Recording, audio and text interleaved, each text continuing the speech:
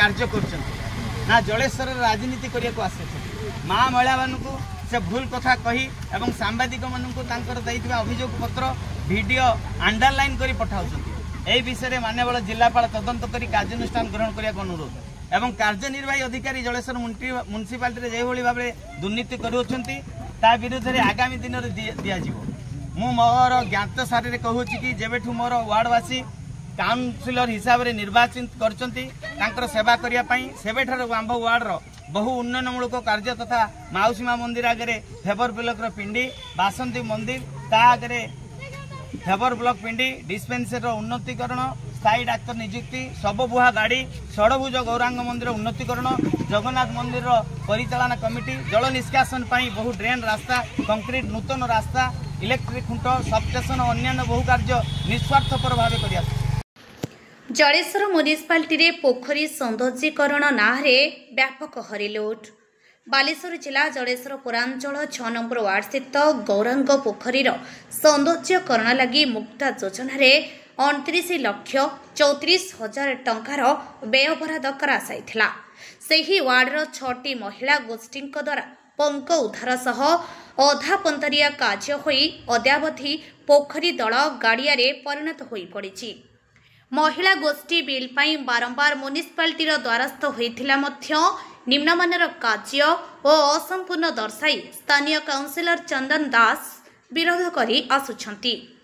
एहा सत्वे म्युनिसिपालिटी कार्यनिर्वाही अधिकारी हेमंत सिंह कार्य तदारख करी 9 लाख टंकार बिल पैठ करिछंती। महिला गोष्ठी कार्य करिथिबा 14 लाख टंकार बिल दाबी करुथिबा बेले काउंसिलर एहाकू विरोध करिछंती। फल सोमवार महिला गोष्ठी म्युनिसिपालिटी कार्यालय सम्मुख में धारणा दे स्थानीय काउंसिलर विरोध में विष उद्गार करथिले।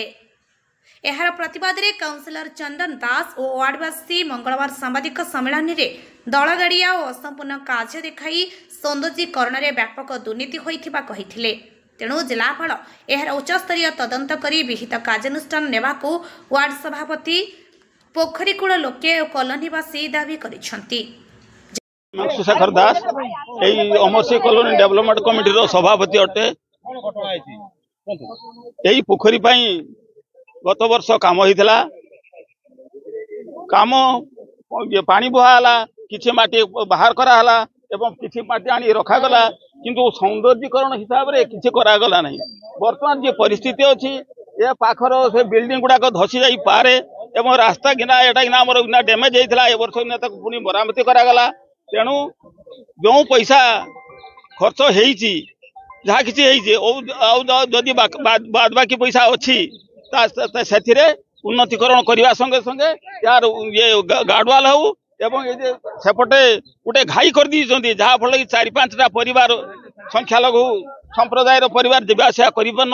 तार किना शीघ्र मरामती करी किछि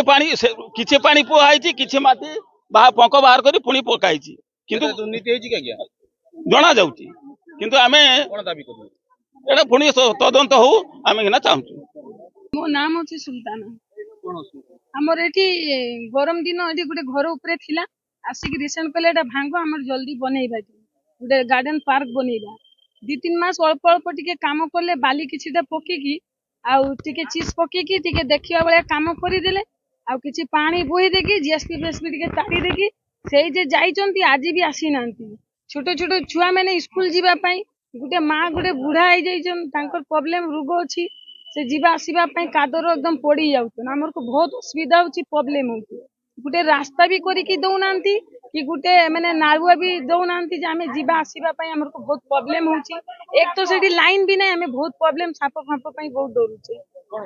हमर एतकीटा निवेदन अछि जे किछिटा करिबा पई जे से माने किछिटा आनिथिले पैसा से जिनसटा करू नाले हमर को किछिटा रास्ता करी की दउ एतकीटा अनुरोध अछि मोर। Chandan Kumar Das 6 number ward councillor Jaleswar municipality. आज प्रेस मीट मुख्य कारण यही पोखरी देखंतु षडभुज गौरांग मंदिर जो मो पोखरी योजना उन्नतीकरण विगत सरकार 29 लाख टंकार ये प्रोजेक्ट होता। ए प्रोजेक्ट सरकार नियम अनुसार एसएचजी माँ मैंने ए प्रोजेक्ट करने कथा एवं एसएचजी ग्रुप माँ मैंने या बाही देकी किछि पंक उद्धार करी एवं किछि आड़ी बांधिकी सेमाने आउ किछि कले नाही किंतु सेमानकु भूल जो तांकर सूचना पाई सेमाने कहउचंती लाख टंका पाइचंती सेमाने 13 तारिख दिन आज्ञा 9 लाख टंका पाई जाइचंती एवं 9 लाख टंका पाई साला परे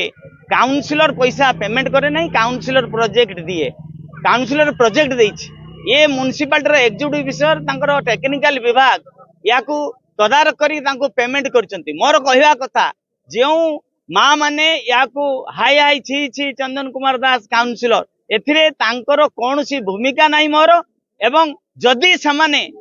मु काहांकु पाखरु जदि चांदा पाई सेमाने कहउचंती मु काउंसिलर आज्ञा कार्य तदारक करबी जदि चांदा करिकी कहिकी मते धमक करिकी मो कार्य को सेमाने बंद कर देबा पई भाबुतांती एथिरे किछि संभव होबनी आईन रो ऊर्ध्वरे समस्ते एवं जो महिला माने जहांक कथारे प्ररोचना रे ये कार्यक्रम करुचंती सेमान को मोर निवेदन सेमाने कागज पत्र देखिकी ए आंदोलन करंतु नहले मोर जो मानहानि मोर मते जो कुछरटना या विरोध रे मु आईन रे आश्रय नेबी आगामी दिन रे किंतु आपण मानकु मु सूचय दउची ए पोखरी जो 9 लाख टंका वर्तमान सुधा नैचंती ए 9 लाख टंका रे काम तो ये होची प्रश्नवाची मोर एग्जीक्यूटिव ऑफिसर को आउ एग्जीक्यूटिव ऑफिसर जानी नांती सेमाने जलेश्वर आछंती कोन राजनीति करिया पई से कार्य करिया पई ना राजनीति करिया पई से महिला मानकु सेमाने कहउचंती जदि एग्जीक्यूटिव ऑफिसर किछि रखिथिबे मु तांको किछि लेखिके देइछि किबा मु तांको भी किछि ए विषय रे दबदबा देइछि से कहिचंती जे हमर सांसद प्रताप षडंगी कथारे अरे सांसद प्रताप षडंगी भी से तांको किछि कहि नांती ए आम दल आमर सांसद को बदनाम करिवार आम सरकार को बदनाम करिवार ए गोटे कुचक्री गोष्ठी ए योजना को समस्त को आम निंदा करूछु ए योजना को आम प्रतिहित करिवु दृढ़ बाबद रे जलेश्वरରୁ ବରୁଣ ଭୁଇଙ୍କ रिपोर्ट लोकल न्यूज 7।